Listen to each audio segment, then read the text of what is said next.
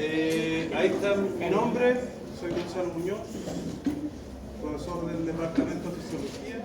Ahí está mi mail, lo pueden anotar en caso de que tengan alguna duda. Y hoy día corresponde analizar los conceptos básicos de transducción de señales.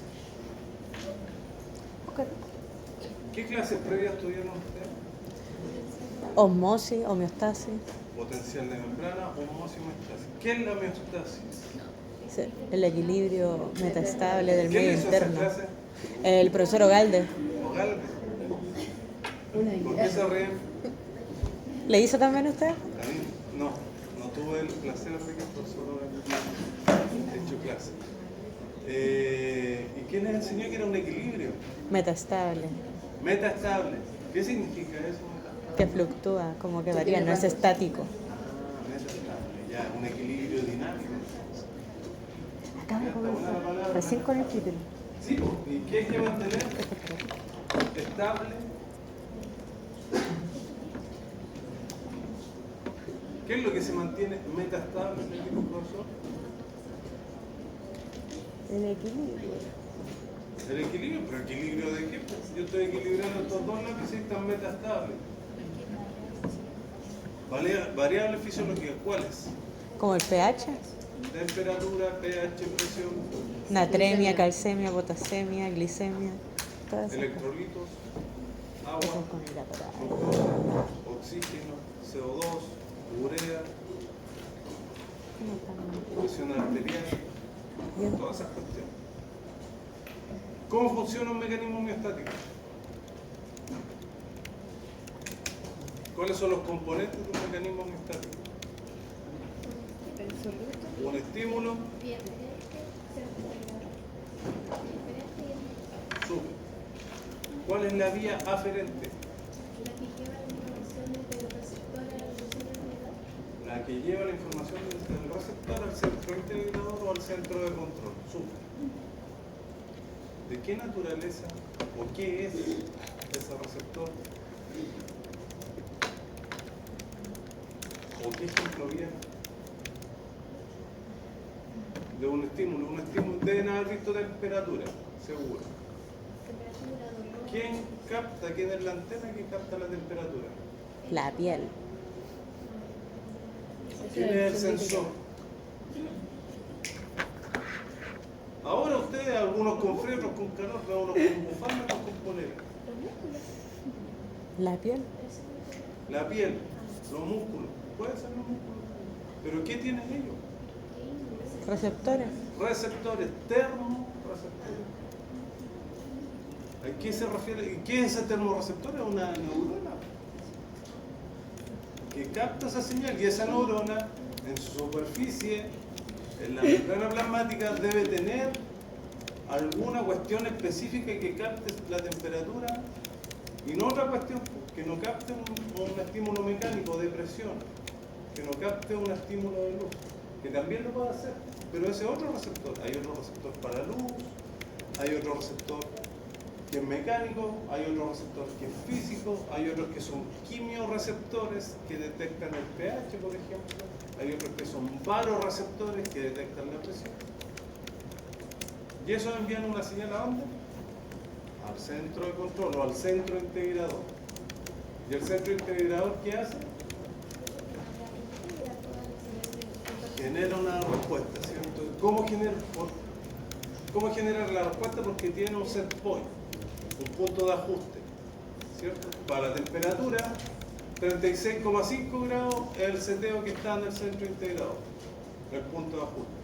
Si la temperatura está más alta afuera, la compara y le dice, oye, ¿sabéis qué?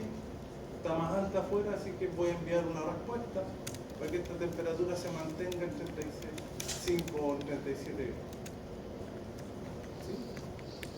Entonces, dentro de esos componentes de la homeostasis están los receptores. Un termorreceptor le enseñó a usted el profesor Ogalde. Y un termorreceptor es un transductor de señal. ¿Por qué? Porque un termorreceptor es una neurona, pero que en su superficie tiene un receptor que capta la temperatura. y transforma la temperatura o la señal de temperatura en una señal eléctrica que viaja por las neuronas y llega al centro integrador que es el cerebro, la médula espinal. Ese proceso se denomina el título de la diapositiva que está ahí, transducción de señales. Se transforma una señal en otra distinta. La señal de temperatura, el estímulo de la temperatura, se transforma en una señal eléctrica que viaja a través de la membrana y llega al centro integrado. Y eso en fisiología es súper importante. Es uno de los conceptos que es transversal a casi toda la fisiología. Y receptores vamos a tener para todo. ¿Qué sensaciones están captando ustedes en este momento? Hambre. Hambre. ¿Cuál otra? Sueño. ¿Cuál otra? Frío. Frío. Calor alguna incluso. Calor. Confusión. Sonido. Luz. Tacto. Todo. Presión. Todo. Todo. Y todo al mismo tiempo. ¿No es maravilloso? Todo está ocurriendo ahora en cada uno de ustedes, en cada una de esas células. Se están captando señales y está fluyendo información de un lado a otro. Y simultáneo. Es súper cuático. Es increíble para mí. No sé cómo funciona, no sé cómo el cerebro procesa tanta información. Porque el cerebro al que le llega toda esa información y envía una respuesta. O la médula espinal. Ellos son los dos centros integradores que tenemos. Pero sí, estamos captando todo. Entonces, si estamos captando todo, incluso se dan cuenta si están sentados, si están parados, propiocepción. Y otras cuestiones que ni siquiera se dan cuenta porque son involuntarias, liberación de hormonas. El hambre, ¿por qué? Porque se están liberando cuestiones que nos indican. Reloj biológico, saben que tienen que estar despiertos en la mañana y en la noche les tienen que dar sueño. Tampoco nos damos cuenta. Y varias, muchas, miles de cosas involuntarias que están pasando y que ocurren con receptor. Y si hay receptor, seguro que hay una transducción de señales ahí dando vueltas. ¿Ya? Entonces, por eso es transversal a toda la fisiología. Transducción de señal van a ver ustedes en el sistema nervioso, van a ver el sistema digestivo, el sistema renal, que lo van a tener conmigo también parece. Respiratorio, cardiovascular, endocrino, a donde se metan en fisiología van a pillar transducción de señal. Y en odontología, ¿los dientes tendrán transducción de señal? Sí, Sí. Depresión y ¿Y por qué de estás tan seguro?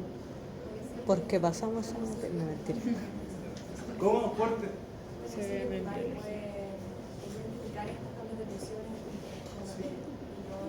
Con esa hueá ponemos los ¿Por qué? brackets, pues por eso se mueve. Tenemos cosas en nuestro... Algo pasa ahí que está mal, ¿cierto? Y se libera esa señal, hay un receptor que nos induce el dolor. ¿Sienten presión? Sí, pues cuando uno muerde muy fuerte, igual como que le duele. Claro. Entonces los dientes odontólogos también tienen estas cuestiones. Y esta diapo no la tiene, pero se los voy a mostrar de una anterior Esta que uno la tiene. respecto a eso mismo. Porque uno a veces no lo ve. 2019, líquidos Esta, corporales. hace 5 años. Y esta en ese tiempo era casi nueva, ¿o no? No me acuerdo qué año. Yang Ling Sang. Entonces Sí, este, sí. el Chen, el Jiping Chen, lo que hizo, trató de hacer un Los diente BTS, que son los artificial, poniéndole factores de crecimiento, factores de transcripción y células madre. Y agarró las células madre y le puso factores de transcripción y factores de crecimiento. Y parece que los hizo. ¿Y lo hizo por qué? Porque estos factores, que no les voy a pedir que se los aprendan, pero son factores que, y por aquí dice, son múltiples moléculas señalizadoras. Si es una molécula señalizadora, quiere decir que hay una transducción de señal dentro de las stem cells que captan factores de transcripción y captan factores de crecimiento. ¿Saben lo que son las células madre? Las de mi mamá. ¿Han escuchado por ahí? ¿Quién ha escuchado o no han escuchado nada? Son células que se pueden transformar. Las células madre son un tipo de célula específica que puede dar origen a cualquier tipo de célula. ¿Ya? Y en este caso, lo que hizo el Kipinchak, les dio factores de crecimiento para diferenciarla, esas células madre, en células, no sé cuáles son las células. ¿Cuáles son? Odontocito. Odontocitos. Gracias. Odontoblastos. Bueno, le pusieron estos factores y son dientes. ¿Por qué? Porque translucen señales. La flora oral bacteriana que está sobre la superficie del diente, fíjense ustedes que tiene receptores que captan las señales de las otras bacterias también. Esta cuestión es vieja. 2002, imagínense, 20 años. Ustedes ni nacían a lo mejor. No sé. Estaba mostrando cómo toda esta flora bacteriana se comunicaba entre ellas. ¿Por qué? Porque está en un ambiente. El ambiente de la boca. Se comunican unas con otras. Otro que muestra los factores que les mencionaba anteriormente y cómo las señales regulan la organogénesis y la regeneración del diente. A partir de esta célula mesenquimal empezaron a darle factores en el laboratorio. Empezaron a administrar BMP4 y factores de crecimiento. Fíjense ustedes cómo se empezó a diferenciar. ¿A qué voy? Que esta cuestión existe en su carrera, es importante, y aquí está la foto de cómo, este es un ratón me parece, cómo cuando le aplicaron los factores empezaban a crecer los dientes porque tienen receptores, tienen señales que llevan a la diferenciación y al crecimiento, y esto es lo mismo. Esto es lo que ocurre normalmente y cómo a partir de esta lámina dental se genera un diente completo porque le administraron todos estos factores para que pudiera crecer de alguna manera. ¿Ya? Qué loco, ¿Generar el esmalte de- Súper loco.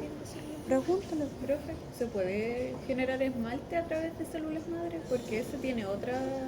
Tiene otra célula. Otra No tengo célula. idea, en verdad. No tengo idea. ¿No sabe de dientes, profe?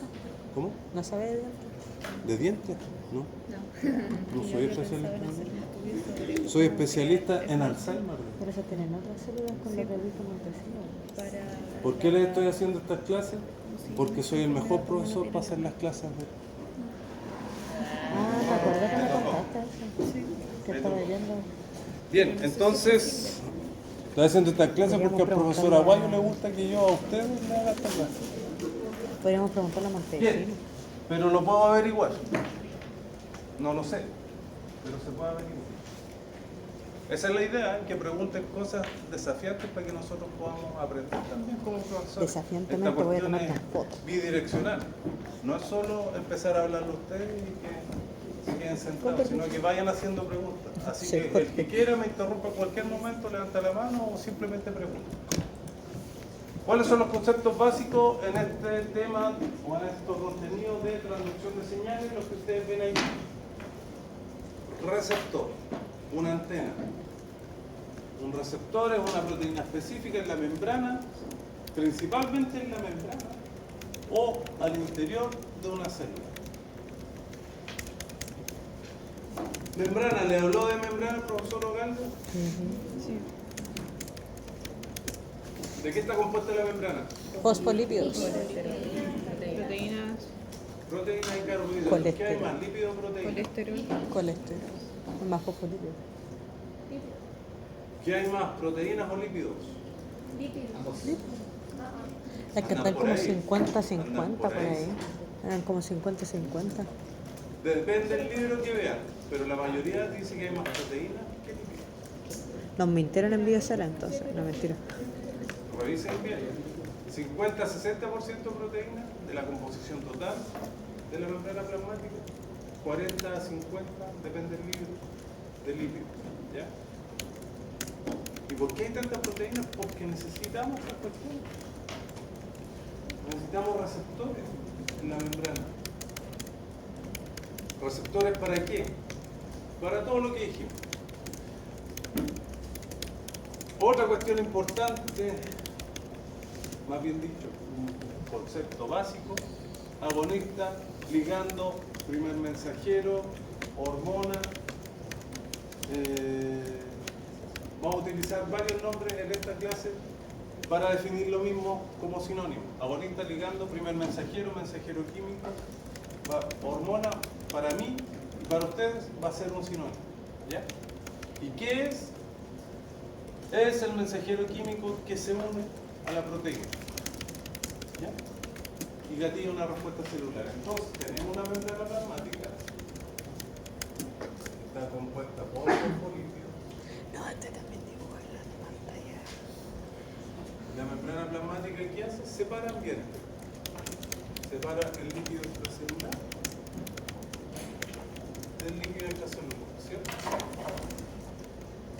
Entonces, de nuevo vamos a las clases del profe Ubaldo. ¿Qué puede atravesar libremente la membrana? Los Moléculas no gases. cargadas.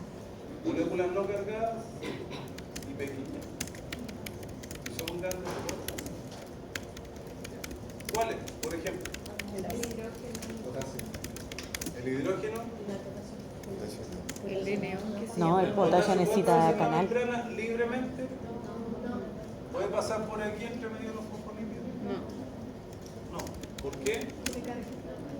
Porque tiene carga. Las cosas que tienen carga no pueden atravesar libremente la membrana. ¿Qué necesitan ellos para poder atravesar la membrana? Un canal, un transportador. Y este transportador tiene propiedades específicas que permiten que haya en él un poro central, que es acuoso. Como es acuoso, por ahí ahora sí el potasio puede atravesar la membrana. Ayudado, y por eso se llama transporte facilitado o difusión facilitada por esta proteína. ¿Sí? Bien, me dijeron que atravesaba el oxígeno. El oxígeno. Sí. Hormonas esteroidales, súper bien. ¿Por qué las hormonas esteroidales pueden atravesar por aquí? Porque son hidrofóbicos. Porque son lipídicas y esta cuestión, los fosfolípidos, ya está en la parte lípida. Entonces, lípido por lípido se disuelve y puede atravesar por el lípido. ¿Qué necesita la hormona para poder atravesar? Un gradiente, una diferencia de concentración. Que esté más concentrada afuera que adentro. Por eso es. ¿Y por qué puede atravesar? Porque es lipídica. ¿Y por qué es lipídica una hormona esteroidal? Porque el esteroide es un líquido. ¿Por qué se llama esteroidal? La estructura química. ¿A qué se parece una hormona esteroidal? Sí, a un colesterol. Hexágono. Todas provienen del colesterol. Y el colesterol también lo pillamos por ahí. Entonces, como se parecen al colesterol, pueden pasar. Las que no pueden pasar, cargadas.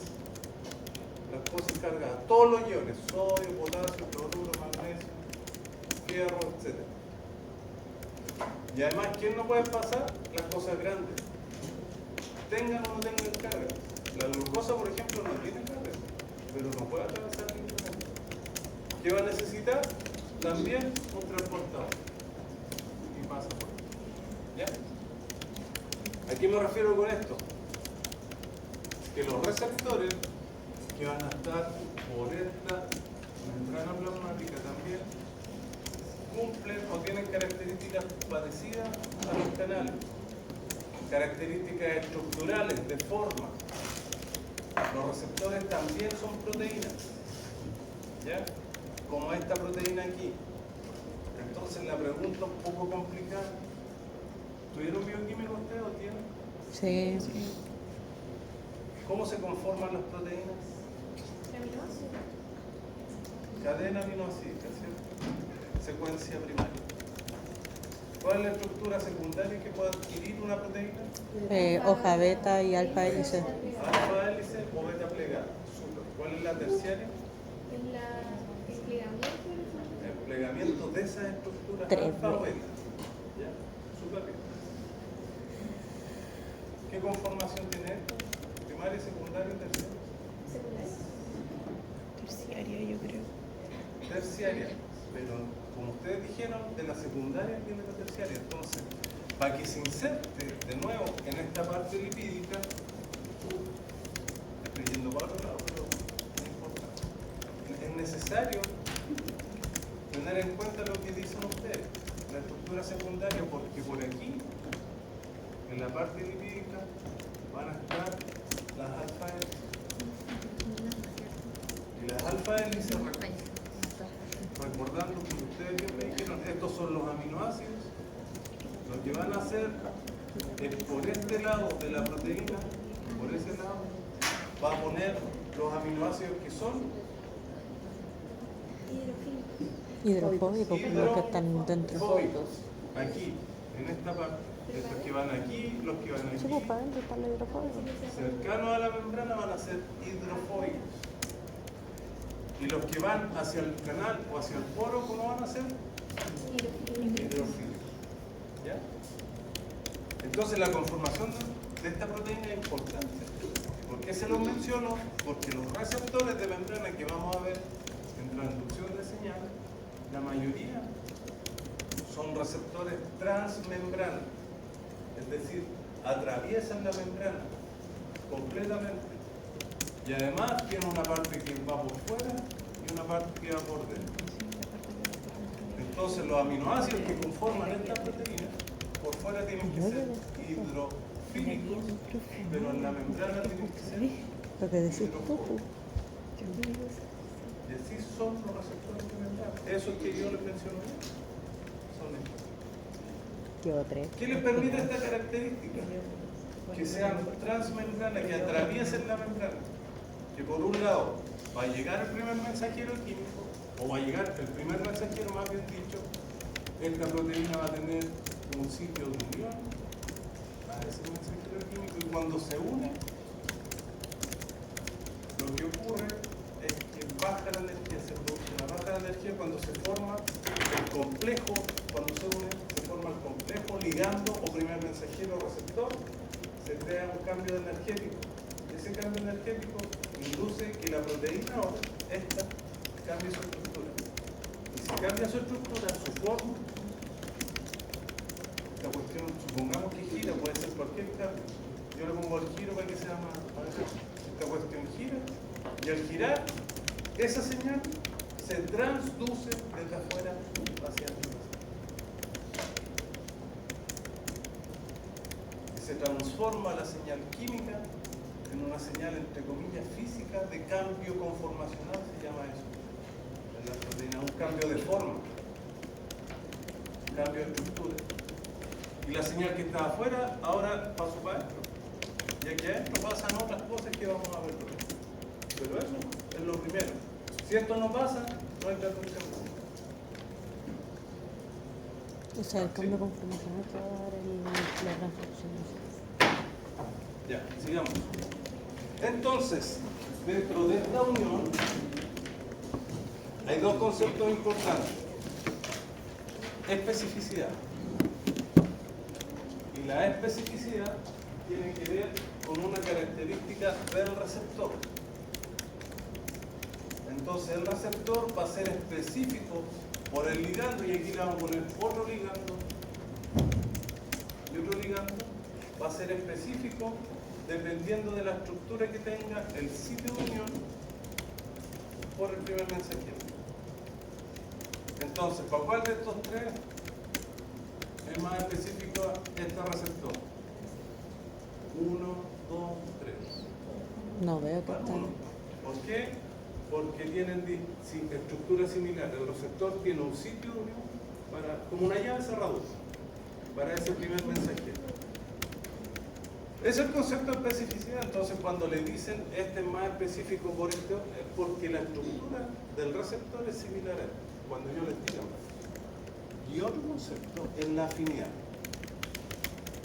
que tienden a confundirse. Y la afinidad es una propiedad ahora del primer mensajero, no del receptor. Y lo que indica es la fuerza con que se va a unir. ¿Cuáles fuerzas? Fuerzas químicas. ¿Cuáles fuerzas químicas conocen?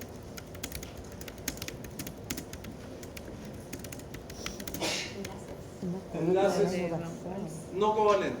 La del Van Las Waals. del Van Waals. Dipolo-dipolo, Van der Waals, Pero no es Van Waals. El Van der Waals. Pero lo mismo. positivo con negativo, electrostático. Esas fuerzas que son importantes a corta distancia. Y aquí hay corta distancia. Equivalentes, ¿cierto? ¿Ya? Entonces a lo mejor Eso ahí, ¿no? este receptor se puede unir con los tres. A lo mejor este triangulito se puede sentar aquí, así. Pero ¿cuál va a ser más afín? El 1, porque va a formar mayor cantidad de enlaces. Va a tener más fuerza de unión. ¿Sí? Afinidad y especificidad del receptor.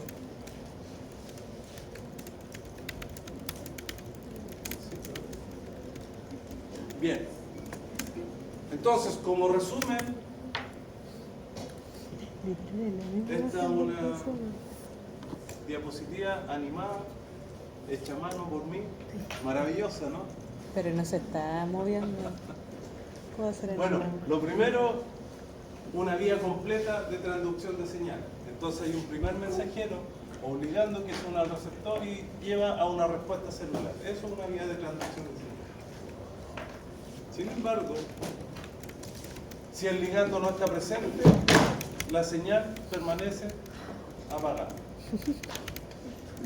No hay respuesta, aunque esté toda la vía. Está el receptor, está el transductor, está el efector, están los segundos mensajeros, está la proteína blanca y se genera la respuesta. Pero si no se une el ligando al receptor o el primer mensajero al receptor, no se genera respuesta celular. Entonces, lo primero que tiene que ocurrir es que el ligando se una al receptor. Que el ligando o el primer mensajero se una al receptor. Y cuando el primer mensajero se une al receptor, este receptor se activa. Lo que vimos ahí. Y cuando se activa, se produce la transducción de la señal. Y el ligando activa el receptor. Se transdujo la señal desde afuera de la célula hacia adentro de la célula. Esa es la membrana plasmática, esa raya. Aquí está el líquido extracelular y el intracelular. Luego de eso, como se activó el receptor ahora va a activar generalmente a una proteína que está en la membrana. Entonces, de nuevo, se activó el receptor porque se unió el ligando por fuera de la célula, transdujo la señal hacia adentro de la célula y adentro de la célula ahora el receptor activado activa esta otra proteína. Y esta otra proteína de membrana, ¿qué va a activar? Esta otra proteína. A una proteína ahora que no está en el citosol, sino, o sea, que no está en la membrana, sino que está en el citosol. Se activa esa. Y esa activa otra proteína del citosol. Y esta otra proteína es la proteína blanco de la vía, de esta vía en específico. Y si se activa esta vía, esta proteína, que es una enzima, una proteína blanco, se lleva a cabo la respuesta celular, la respuesta biológica, se genera una respuesta biológica. Por ejemplo, si esta fuese la vía de señalización de insulina, se une la insulina con su receptor, gatilla la respuesta celular que va a tener como efecto la transcripción de genes. ¿Ya? ¿Qué te parece? Por ejemplo, si esto fuera un receptor acoplado a proteína G, adrenalina, lo mismo. Se une la adrenalina a su receptor, se activa la proteína G y esa cuestión lleva a una respuesta final de transcripción génica. Y así hay 6 vías de señalización que vamos a tratar de ver en estas clases. No sé si vamos a alcanzar a verlas. Y el viaje. Para que se prendan estas proteínas, el interruptor que tienen es un proceso que se denomina fosforilación, que lo vieron en bioquímica también. Entonces la fosforilación lo que hace es activar una proteína. Si la proteína se fosforila, se activa. Siempre, no siempre. la mayoría de los casos, 98% de los casos, cuando se fosforila una proteína es porque se va a activar. Pero existe un 2% que algunas proteínas se fosforilan y se inactivan. ¿Ya? Pero en la mayoría de los casos se activan. Entonces se dice que esta proteína está fosforilada, está activa, y cuando está inactiva está desfosforilada. ¿Quién lleva a cabo ese proceso? Una proteína enzima que se llama quinasa. Las quinasas son proteínas o enzimas, recuerden que las enzimas son proteínas, y las enzimas catalizan reacciones químicas, las aceleran, las llevan a cabo más rápido. Entonces las quinasas lo que hacen, agarran el ATP, le sacan un fosfato y se lo ponen a la proteína para que se active. Ya crea un enlace, una enzima. Y desde aquí viene el fosfato, desde el ATP. Entonces ese proceso más encima es energéticamente favorable porque al cortarle al ATP un fósforo, eso libera energía.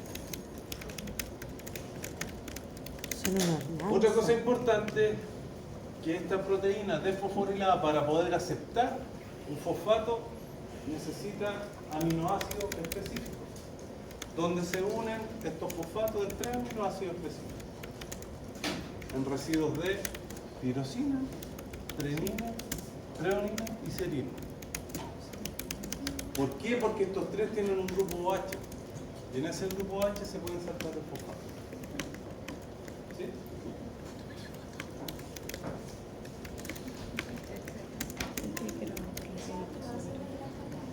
El trícer y el T. Son como unos lanzas. Buena pregunta. Pero ¿sabes qué? Profe, ¿cómo se podría repetir el grupo que tenían estos compadres? OH. OH, gracias. Grupo OH. Lo pueden revisar. El grupo O. Bioquímica. Debería mostrárselo yo. Esta cuestión es para que sepan nomás que ahí se unen. No sé si ya lo vimos, pero... Estamos en clase de química, aunque deberíamos hacer. Ya. No, no me digan Entonces, nada de eso. objetivos de esta clase y de la próxima, los que están ahí: aprender un poquito de comunicación celular, conocer los mensajeros, los receptores y la respuesta, y entender el funcionamiento de las principales vías, que son 6. Generalidades: ¿cómo se comunican las células? Los tipos de comunicación celular son los que ustedes ven ahí. Existe un tipo de comunicación que es autocrino, donde la célula secreta el primer mensajero y a la vez tiene un receptor para ese mensajero. O sea, se manda una llamada a sí mismo. ¿Sí? ¿Para qué hace eso? Para autorregulación. ¿Autorregulación de qué? Por ejemplo, que fuera CO2. Sale el CO2, tiene un receptor para CO2 y dice, estoy bien de CO2. Porque si hay más CO2 del que necesita, ¿qué le pasa a una célula si acumula CO2? Se muere. Y un tóxico tiene que ser eliminado. Por eso nosotros también lo eliminamos por vía aérea. Otro tipo de comunicación es la paracrina. Estos dos ocurren a muy corta distancia. ¿Ya? Nanómetros. Estamos hablando. Que un nanómetro tiene más o menos 9 metros. Paracrina, una célula secreta el factor y otra célula lo recibe. Incluso pueden estar pegaditas y lo vamos a ver en el ejemplo que viene después. Otro ejemplo de comunicación entre células es el neuronal o nervioso, donde una neurona secreta un factor y otra célula lo capta. Esta otra célula puede ser otra neurona. Cuando otra neurona, eso se llama sinapsis. ¿Qué neurotransmisores conocen ustedes? Acetilcolina, serotonina, Cortisol. melatonina, no sé si. Melatonina. Que termina Lo vamos a averiguar. termina AMPA, NMDA, GABA, glicina, serotonina, Cortisol. adrenalina. Ahí harto. Me Todo encanta eso el se cortisol. comunica así. ¿Ya? Otro mecanismo de comunicación es el clásico endocrino, donde una célula endocrina secreta una hormona generalmente al torrente sanguíneo y por la sangre viaja a la célula blanca. Recorre corta distancia, esta ya es más larga. ¿Dónde están las células endocrinas? La tiroides, La glándula. la glándula, en el hipotálamo, en la hipófisis. Y de ahí tiene que viajar a todo el cuerpo, entonces la distancia que tiene que recorrer esa hormona es mucho más larga. Por eso necesita la sangre para poder viajar y llegar donde tenga que llegar. Y otro mecanismo es el neuroendocrino. Neurona, torrente sanguíneo y célula blanca. Esos son los 5 o 6 tipos de comunicación celular que existen descritos hasta ahora. Hasta hace poco también había otro que no lo puse, o existe otro, donde dos, en este caso neuronas, pueden comunicarse por unos tubos, hacen como túneles las neuronas, que se comunican una con otra y se envían señales. Hasta proteínas pueden pasar por esos tubos. ¿Ya? Profe, Pero ¿y no cuál lo pongo era? porque estos son los clásicos, cuando ustedes vayan a estudiar nos van a pillar el hormiguero. ¿Cuál era la yuxtacrina?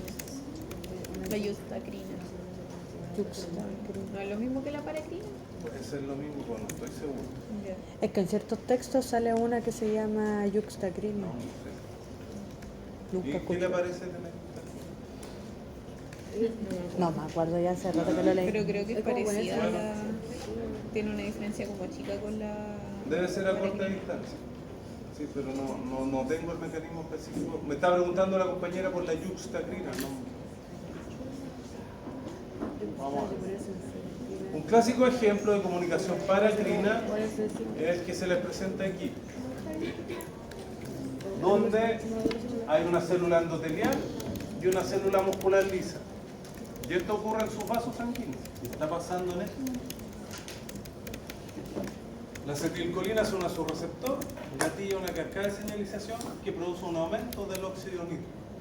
El óxido nítrico es un gas, por lo tanto puede atravesar libremente la membrana. Se concentra acá, acá hay menos, por lo tanto pasa. Y si esta célula muscular lisa capta al óxido nítrico, se produce una relajación de la célula muscular lisa del vaso sanguíneo. Por lo tanto, si este músculo liso se relaja, ¿qué le va a pasar a este vaso sanguíneo que va pasando la sangre por aquí? Se dilata.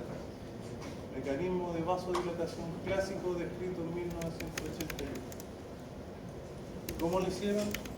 Porque agarraron un vaso sanguíneo en el laboratorio y le sacaron las células endoteliales con un martillo mecánicamente y dejaron solo un músculo liso. Le pusieron acetilcolina y no pasaba.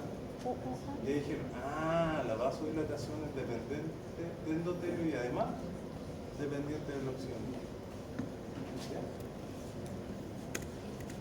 Qué loco, ¿eh? Esto es paracrino, al lado, una comunicándose con la otra.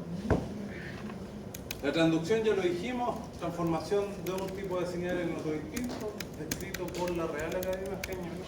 ¿Qué señales? Todas esas señales que ven ahí ustedes, que ya las dijimos.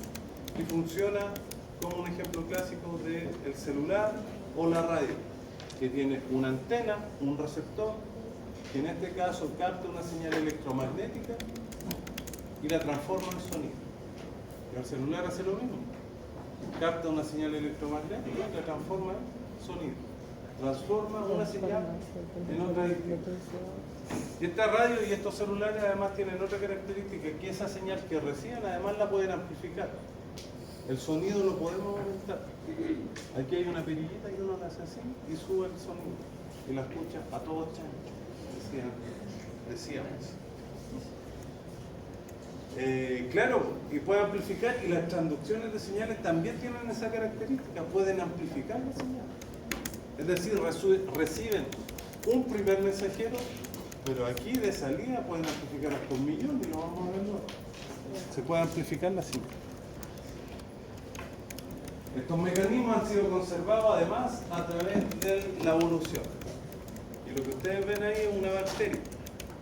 Y esta bacteria, que se llama coli, ¿qué significa la E? Chericha con Esta coli lo que hace es que tiene un flagelo, una cola, y el flagelo se empieza a batir. Cuando el flagelo empieza a batir, la coli empieza a moverse. ¿Ya? ¿Hacia dónde se va a mover? Bueno, va a depender de dónde encuentre comida. En este caso, le pusieron atrayente. Pero lo que anda buscando es comida. Y este atrayente, que es químico, se une a su receptor, gatilla una cascada de señalización que lleva a la fosforilación de esta proteína que permite el movimiento del flagelo. Entonces, ¿para dónde se va a mover la chiriquepa? Hacia dónde está la atrayente. ¿Sí? Porque para allá empezar a batir el flagelo. ¿Qué gracia o por qué les muestro esto? Porque este mecanismo de transducción de señales es súper parecido a uno que tenemos nosotros en nuestra célula, que es el de la insulina,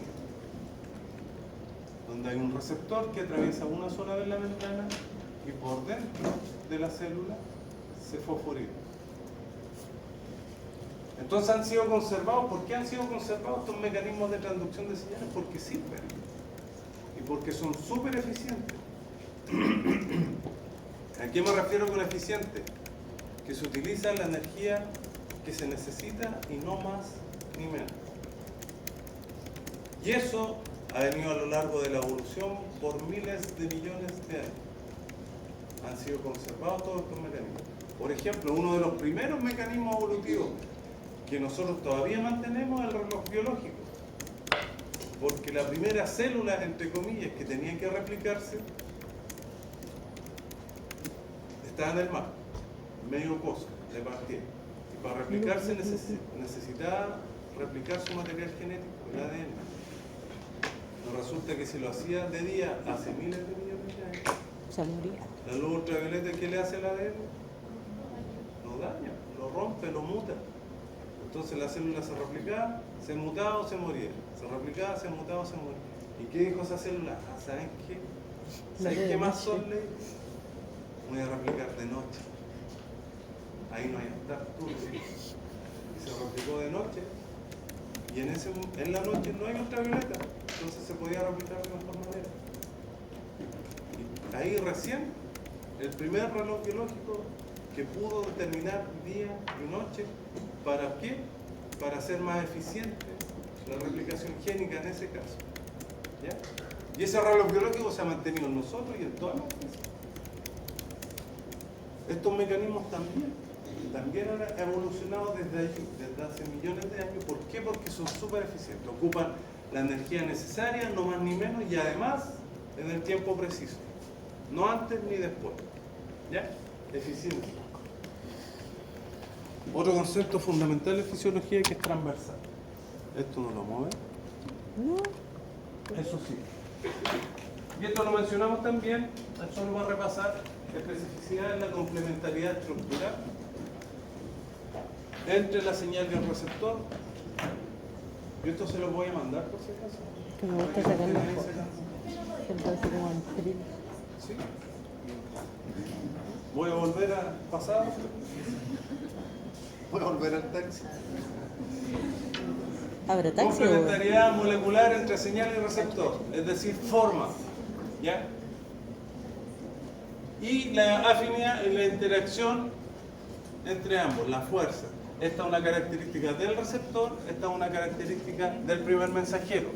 Entonces el receptor es específico, ¿para el S1 o para el S2? ¿Para cuál es más específico? S1. Para S1, súper bien. ¿Y para cuál es más afín? S1 también. Tú dijiste lo. Pregunta 3, ¿S2 se puede unir? Sí. Sí, pero es menos afín y es menos específico. ¿Ya?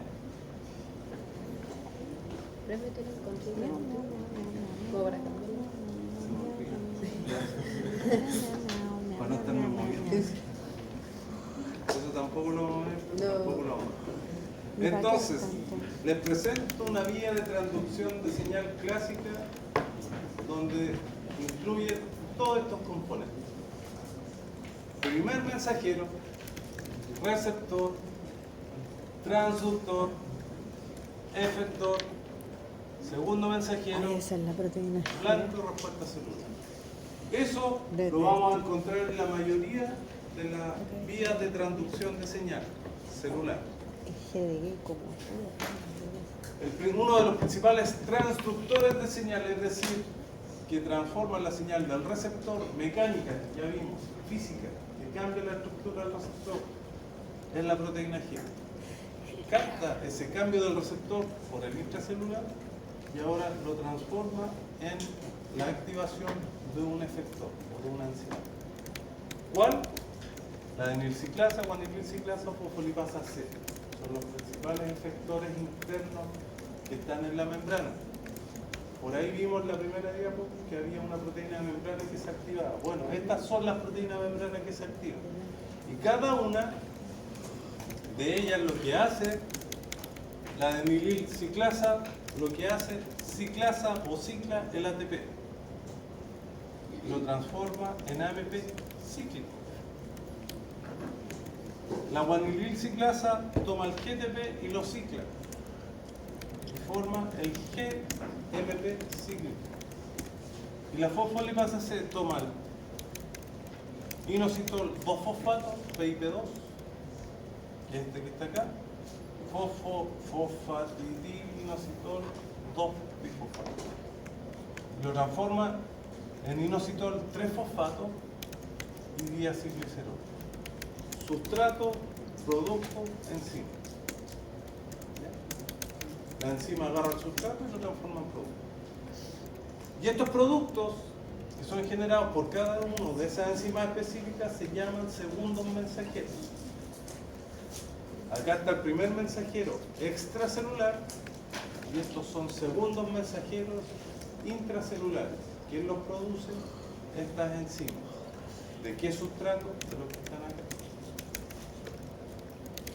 Y esos van a llevar a una vía específica y van a producir la respuesta celular. ¿Sí? Entonces, todos estos son componentes de una vía de transducción de señal que lo podemos pillar en varias transducciones de señales, incluso en esa cuestión bien al revés que está ahí.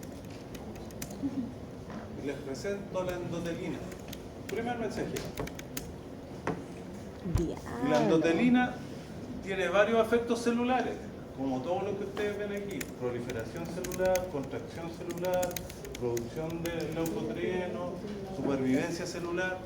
Esas son los blancos finales, las respuestas que vimos en la vida anterior. La endotelina es el primer mensajero y tiene en este caso 4 receptores transmembrana. Y se puede unir a las 4. ¿De qué va a depender a cuál se una? De la especificidad de cada uno y la afinidad que tenga por cada uno. ¿Sí? Pero se puede unir a todo. Entonces, si se puede unir a todo, aquí está el receptor para la endotelina, aquí está el transductor de señal, y lo que quiero mencionarles es que a pesar de que esta vía es compleja y se puede ver media real, posee los mismos componentes que vimos anteriormente de una señalización intracelular. Primer mensajero, receptor, transductor, amplificador, segundo mensajero y la respuesta celular. Es decir, estos componentes son comunes a las vías de señalización intracelular. Ese es el mensaje de esta diapositiva. Tienen 4 características los sistemas de transducción de señales. Ya dijimos especificidad y afinidad. Otro es amplificación, también lo mencionamos. Y este es un ejemplo: cuando llega una señal del primer mensajero, se pueden producir muchas al final de la vía como los segundos mensajeros. Los segundos mensajeros son amplificadores también. ¿Ya? Otra característica es la desensibilización o la adaptación. Procesos de adicciones, por ejemplo, a la droga. ¿Qué le pasa a la persona adicta cuando consume una vez? Después a la siguiente necesita más. A la siguiente necesita más. ¿Por qué? Porque estos receptores se adaptan. Es decir, van necesitando más dosis porque hay más receptores expresados. Entonces se expresan más receptores y por eso cada vez se necesita más droga, la que sea. alcohol, nicotina, anfetamina, cocaína, marihuana, la droga que sea. Adiós. Hasta las personas que son adictas a los juegos, también, que necesitan cada vez más. ¿Por qué? Porque estas cuestiones se adaptan. Entonces, todos esos sistemas implicados cerebralmente en las adicciones tienen un circuito que es de recompensa donde se libera dopamina. Y eso es lo que produce la adaptación, la dopamina. Entonces se ¿Dónde está mi necesita dopamina? cada vez más dopamina. Adicción a la comida también, adicción a la sal también se considera adicción. Porque estos receptores se adaptan. Entonces la respuesta genera o una desensibilización del receptor, es decir, que desaparezca de la membrana, o que se exprese más, que se adapte. ¿Sí? Y además, estos sistemas de señalización poseen la característica de integración. Esa célula de allá no tiene solo este receptor o este primer mensajero, sino que dijimos que había un 50-60% de proteína en la membrana que pueden ser receptores, entonces tienen miles de receptores para todas las cosas. ¿Cómo genera una respuesta final? Bueno, a través de la integración de la respuesta. Puede llegar una respuesta positiva acá, a un receptor, una respuesta negativa acá, y la respuesta final va a ser la sumatoria de los dos. Y por eso funciona la célula como un integrador en este caso también. Así como el de la homeostasis era el sistema nervioso, aquí en la célula, el integrador. Y genera una respuesta final viendo las concentraciones y las velocidades máximas de los receptores. Eso es más específico. Los sistemas de transducción de señales los podríamos dividir en dos: en mensajeros que no atraviesan la membrana o ligando que no atraviesan la membrana. Por lo tanto, si no puede atravesar la Dos me lo membrana, corrigió Sos. necesita un receptor y una membrana para poder llevar la señal desde afuera hacia adentro. Pero hay otros que sí atraviesan la membrana. ¿Cuáles son esos? Ustedes lo dijeron, hormonas esteroidales. Las hormonas esteroidales no pueden atravesar la membrana. O sea, sí pueden atravesar la membrana. La atraviesan libremente.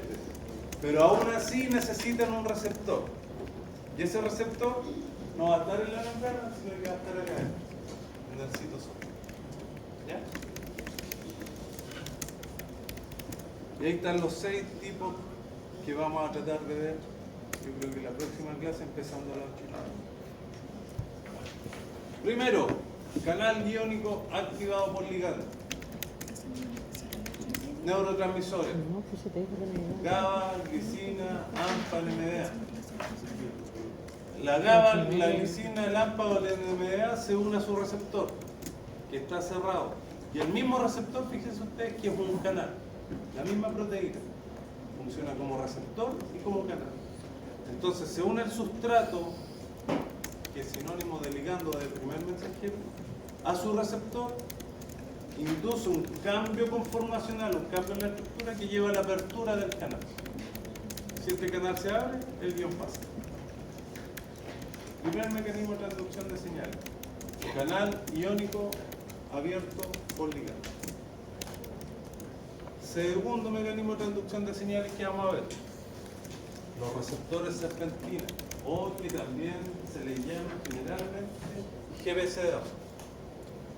Del inglés, receptor acoplado a proteína G. ¿Ya? Y los receptores acoplados a proteína G, que también se les llama receptores serpentina, y se les llama así porque atraviesan 7 veces la membrana. 1, 2, 3, 4, 5, 6, 7. Los GPCR tienen la gracia que están acoplados a proteína G. Entonces, de nuevo, viene el primer mensajero, ligando o mensajero químico o sustrato.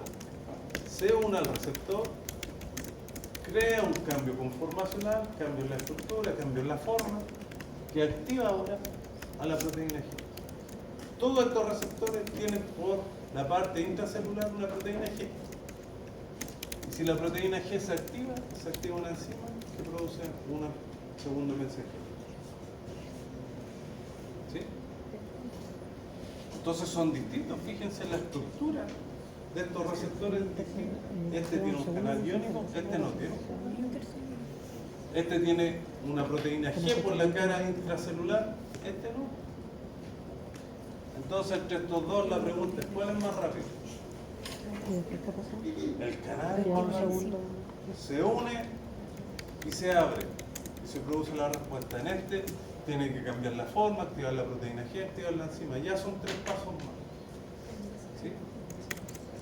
Qué grande. Tercera familia, los receptores enzimáticos.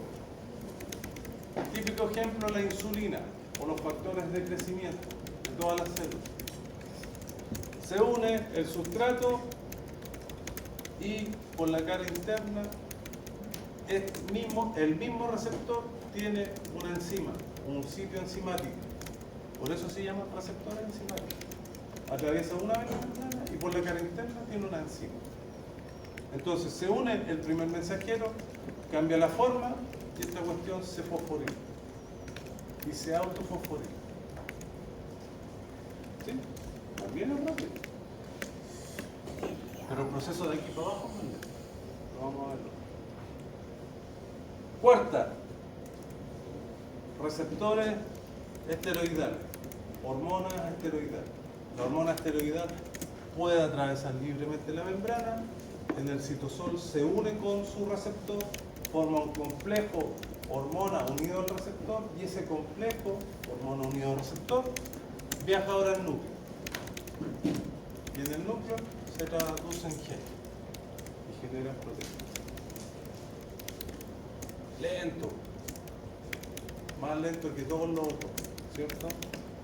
¿Por qué? Porque tiene que abrirse el ADN, producir un mensajero y traducir los ribosomas a proteínas. Y además que la proteína quede bien plegada y después se reduce. Tiempo, demora horas, días o meses. Bien lo saben las mujeres más que los ciclo menstrual, funciona así. Esto otro, mucho más rápido que milisegundos, minutos, dejémoslo segundos o minutos. ¿Ya? Existen 2 más. Los receptores de adhesión, como su nombre lo dice, sirven para adherir. ¿Adherir qué? Célula con célula, o el extracelular, más bien dicho, con el citoesqueleto. Son estructurales. Y otros receptores son estos que están acá, que son parecidos a estos. Estos tienen una enzima en el mismo receptor. Estos no. Y esto funciona porque se une el primer mensajero al receptor y eso crea un cambio de forma y recién ahí puede venir una proteína que es una quinasa. Entonces por eso se llama receptor sin actividad enzimática intrínseca. Ellos mismos no tienen actividad enzimática, pero sí la adquieren cuando se forma este complejo ligando sustrato o primer mensajero unido al receptor, porque cambia la forma y puede venir una quinasa. Los vamos a ver en detalle en la próxima clase.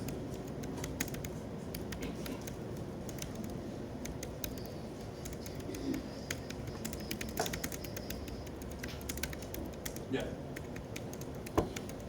El principal transductor de la información es una proteína G. Y la proteína G, y esto es lo último que vamos a ver, funciona de la siguiente forma. La proteína G es un trímero. Y por ahí les aparece, es un heterotrímero. ¿Qué es hetero? Distinto. ¿Qué es un trímero? 3 subunidades.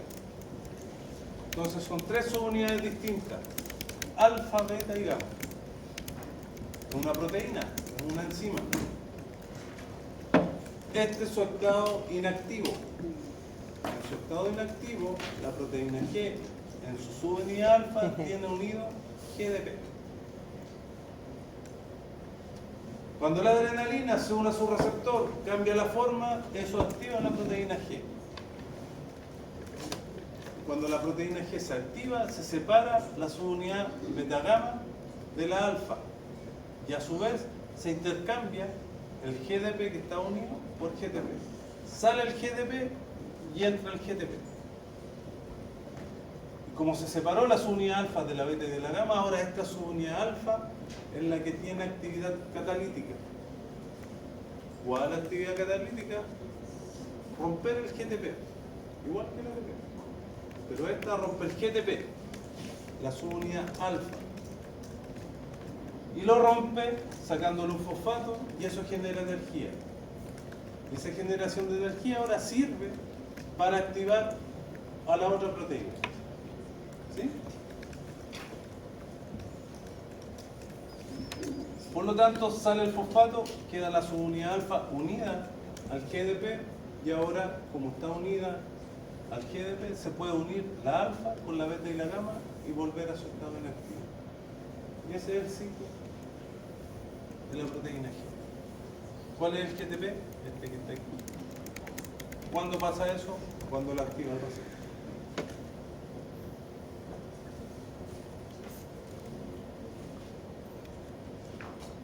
Eso lo vamos a ver en la otra clase. Lo dejamos hasta aquí. Gracias. ¿Preguntas?